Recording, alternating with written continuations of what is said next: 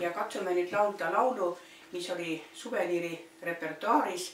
Ta on tuntud rahvaliku viisi peal, aga sõnad on teised.